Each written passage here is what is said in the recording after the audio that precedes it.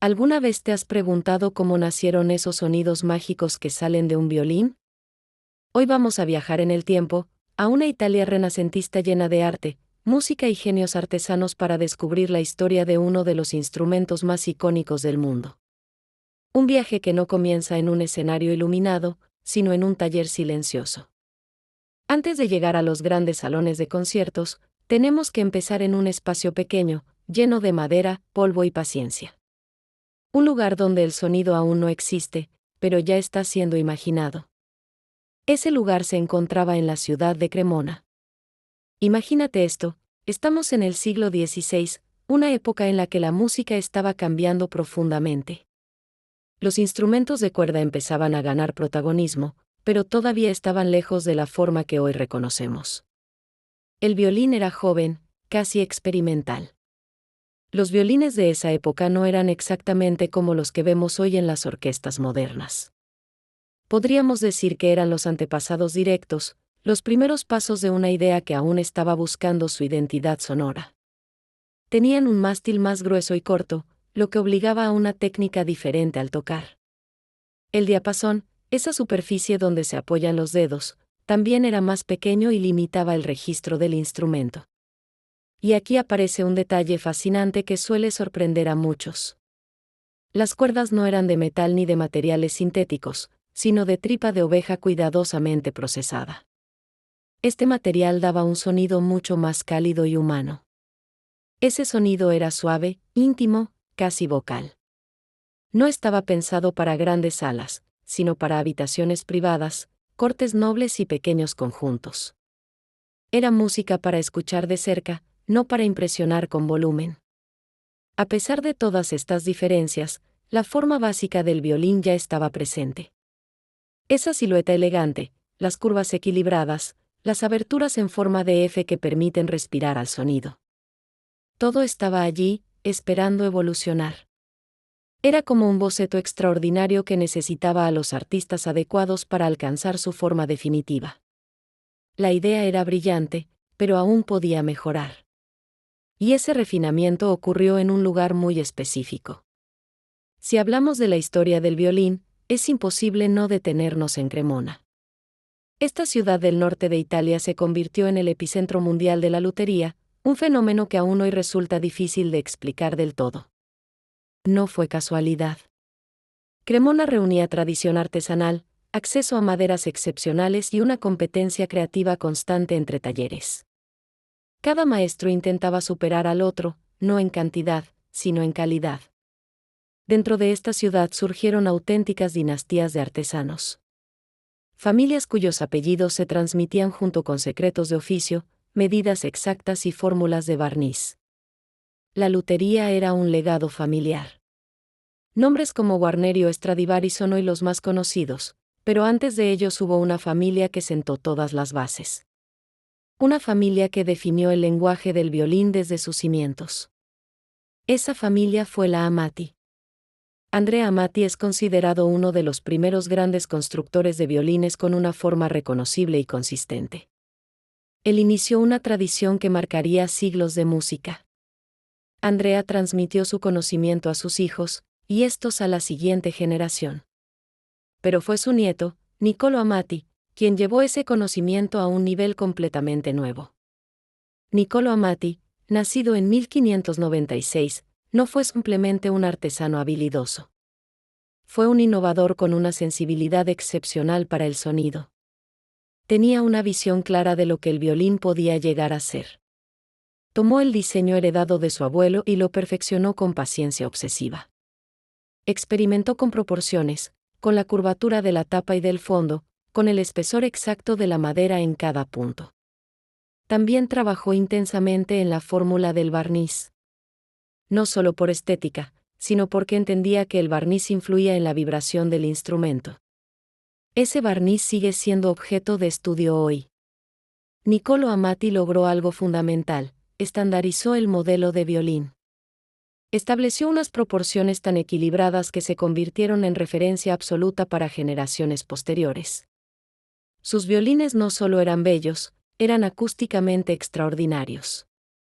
Tenían una respuesta rápida, un tono dulce pero definido, y una capacidad sorprendente para proyectar el sonido. Muchos músicos de la época decían que un Amati parecía cantar incluso con el más leve contacto del arco. Era un instrumento sensible, refinado, capaz de expresar matices sutiles. De alguna manera, Niccolò Amati creó el plano maestro del violín. Un diseño tan bien pensado que incluso hoy sigue siendo el punto de partida para la mayoría de los luthiers. Pero su legado no se limita a los instrumentos que construyó con sus propias manos. Su taller fue, quizá, su mayor contribución a la historia de la música. El taller de Amati se convirtió en la escuela de lutería más importante del mundo. Jóvenes aprendices viajaban desde distintos lugares para aprender allí el arte del violín. Entre esos aprendices se encontraban nombres destinados a la inmortalidad. Andrea Guarneri, fundador de otra gran dinastía, y muy probablemente un joven y silencioso Antonio Stradivari. Imagina ese taller lleno de madera de arce y abeto, herramientas gastadas por el uso y un silencio interrumpido solo por el sonido del trabajo. Allí se transmitían secretos sin escribirlos. Niccolò Amati no solo enseñaba técnicas. Enseñaba una forma de pensar, una filosofía basada en la observación, la paciencia y el respeto absoluto por el sonido. Formó a una generación entera de maestros, asegurando que la tradición de Cremona no solo continuara, sino que evolucionara hacia alturas inimaginables. Hoy, los instrumentos de Niccolò Amati son tesoros invaluables. No solo por su precio, sino por lo que representan. Son piezas vivas de la historia de la música. El sonido de un Amati es descrito como noble, equilibrado y lleno de matices. No busca imponerse, sino envolver. Es el sonido de la elegancia y la tradición. Cuando escuchamos un violín moderno, incluso sin saberlo, estamos oyendo el eco del trabajo de Niccolò Amati. Su influencia está presente en cada nota. Él tomó un instrumento joven y lo convirtió en el rey indiscutible de la orquesta.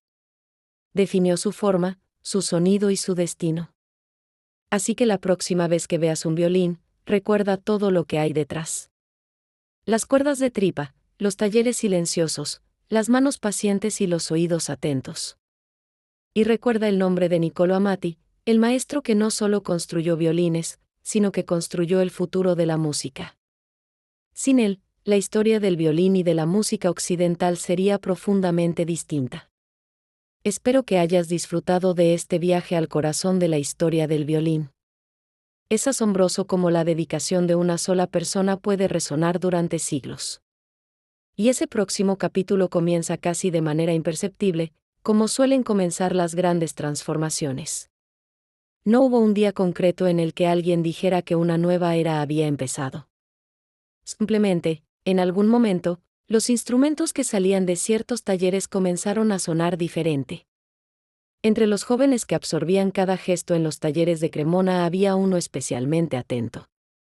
No era el más hablador ni el más llamativo, pero observaba con una concentración absoluta. Su nombre era Antonio Stradivari, y durante años fue solo una sombra silenciosa entre maestros consagrados. Se cree que Stradivari pasó una parte importante de su juventud vinculado al círculo de Niccolò Amati. No hay documentos que lo confirmen de manera definitiva, pero los primeros instrumentos que firmó muestran claramente la influencia del estilo Amati. Las curvas, las proporciones y la elegancia lo delatan. En aquellos primeros violines, Stradivari no intentaba destacar. Respetaba profundamente la tradición que estaba heredando. Sabía que antes de innovar debía comprender cada regla, cada límite y cada posibilidad del instrumento. Pero incluso en esas primeras obras hay algo distinto, casi imperceptible. Un ligero ajuste aquí, un espesor apenas modificado allá. Pequeñas decisiones que solo un oído muy entrenado podía justificar. Stradivari no se conformaba con que un violín sonara bien. Quería entender por qué sonaba bien. Golpeaba la madera, la escuchaba, la comparaba. Pasaba más tiempo escuchando que construyendo, algo que muchos aprendices no comprendían. Mientras otros repetían modelos exitosos, él analizaba sus reacciones. Si un instrumento respondía mejor en cierto registro, intentaba descubrir la razón. Si otro perdía claridad, buscaba el punto exacto donde había fallado. Cremona, en ese momento, era un laboratorio sonoro al aire libre. Cada taller producía instrumentos con ligeras diferencias, y los músicos los comparaban constantemente. El oído colectivo de la ciudad era extremadamente exigente. Stradivari empezó a recibir encargos modestos. Músicos locales, pequeños conjuntos, iglesias. Cada encargo era una oportunidad para seguir aprendiendo, para afinar su criterio y su sensibilidad. Con el paso de los años, su nombre comenzó a circular con más frecuencia. No como una promesa, sino como una realidad silenciosa. Sus instrumentos tenían algo que llamaba la atención sin necesidad de alardes. A diferencia de otros artesanos, Stradivari no se apresuraba. Prefería construir menos y observar más. Si una pieza no cumplía sus expectativas, no dudaba en descartarla, aunque eso significara perder tiempo y dinero. Esa actitud le ganó cierta fama de hombre difícil. Pero también le otorgó un respeto profundo entre los músicos más exigentes. Sabían que un Stradivari no era un instrumento cualquiera. Con el tiempo, comenzó a distanciarse gradualmente del modelo Amati. No lo rechazó, lo transformó. Alargó ligeramente el cuerpo del violín, ajustó la curvatura de las tapas y redefinió los bordes. Estos cambios no eran evidentes a simple vista. Solo al tocar el instrumento se percibía una diferencia clara. Más proyección, mayor claridad, una respuesta más inmediata al arco. Los músicos empezaron a notar que esos violines podían llenar espacios más grandes. Justo en una época en la que la música comenzaba a salir de los salones privados y a ocupar espacios públicos. Las orquestas crecían, los teatros se ampliaban y la música necesitaba instrumentos capaces de proyectar sin perder sutileza. Stradivari parecía anticiparse a esa necesidad. Su taller se convirtió en un lugar de experimentación constante. Probaba diferentes grosores, distintas tensiones, variaciones mínimas que acumuladas producían resultados extraordinarios. A diferencia de otros maestros, Stradivari no se retiró a una fórmula fija. Nunca dejó de experimentar. Incluso cuando alcanzó el reconocimiento, siguió ajustando, corrigiendo y aprendiendo. Con los años, entró en lo que hoy conocemos como su período dorado. Una etapa en la que todo parecía alinearse, su experiencia, su oído, los materiales y el contexto musical. Los violines de esta época combinan potencia y elegancia de una forma casi perfecta.